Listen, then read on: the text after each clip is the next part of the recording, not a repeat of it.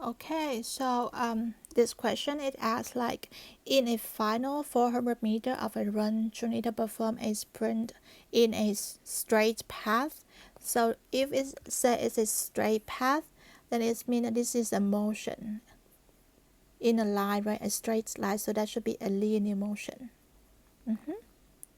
This is a linear motion. And then it said that for the first minute, so this should be like 60 seconds, Junita run at a constant velocity. So when we have the constant velocity, it means that the velocity doesn't change. So if we have a graph that have the velocity versus time, which means that it doesn't change during that first 1 minute, right? 60 seconds, then that should be a horizontal line, right? For the remaining distance, she decelerated. Decelerated.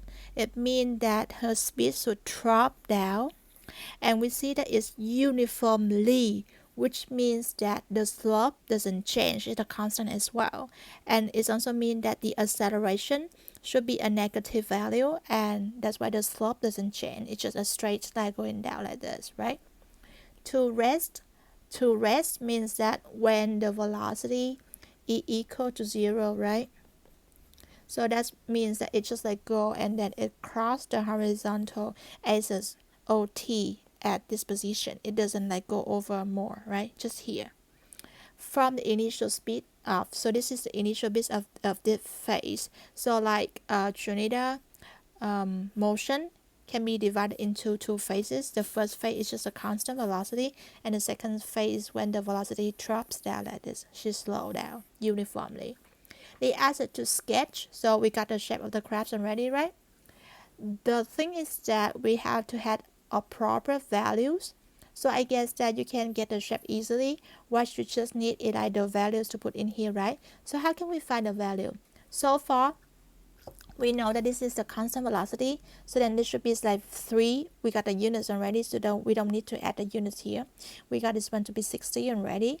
Now we need to make use of this information. 400 meter distance. So what is it? That should be the distance total traveled by Junita during this whole times, right? So that should be 400.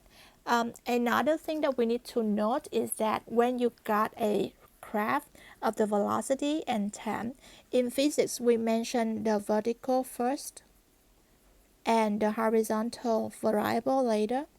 It will be opposite in math when you have the horizontal first and the vertical later. So anyways, in physics, if you got a graph VT, then the area will represent what? We can see here, if we got the area, it just means that we got the V times with the T, right? So what is the thing like V times with T? For example, if we got like 3 meter per second times with 60 seconds, what is the unit left? Yeah, very familiar, right? That would be the distance, right? The S. So this one actually is the distance travel. That's what the area represents. So that will be applied the same for this one when the velocity keep changing. And there will be like another roof to show how this one will represent the distance as well, because we can see that when the velocity keep changing at a uniform acceleration, we also have that the v average will equals to the initial v plus the final v divided by 2, right? Only when the acceleration is a constant, right? If the acceleration is different from constant, then we don't have this value. So that's something that we need to note it. So here, if we got the v average, then we can see that distance is defined as the average velocity, average speed, right? Times with the time travel. So can you see that then the distance just like become v final plus v initial, half of it, the average, times with t. So do you agree that this turns out to also like be the area of this triangle, right? V average, V final plus is actually just the V initial, and then V initial times with the T here, it's just like this is the height This is the base. You take half of it, then it turns out to be the area. So conclusion. Just to show you again that in the VT graph, the area actually represents the distance travel. So if we know that in this one is supposed to travel for what? 180 meters, right? Like this one, right? Just times 3 with 60.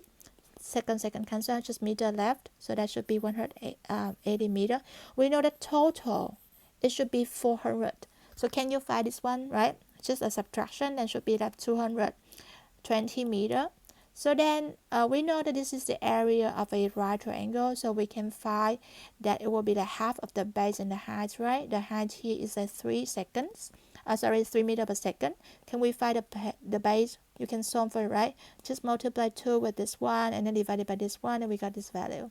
So that's the total time for it to travel in the second phase. It means that to travel from this one to this one, it could take 140.7 seconds. Let's just say we just need like 3 significant figures based on the problem statement. So then we can tell that, oh, so what is the time point here? That should be 60 plus with this one to be 207 seconds. So I think that by doing that, we can also like have the appropriate values on the speed and the time axis to show them what they ask us to do. Okay, please let me know if there's some points here that you're not very sure, and we can of course discuss about it. Okay, good luck. Thank you.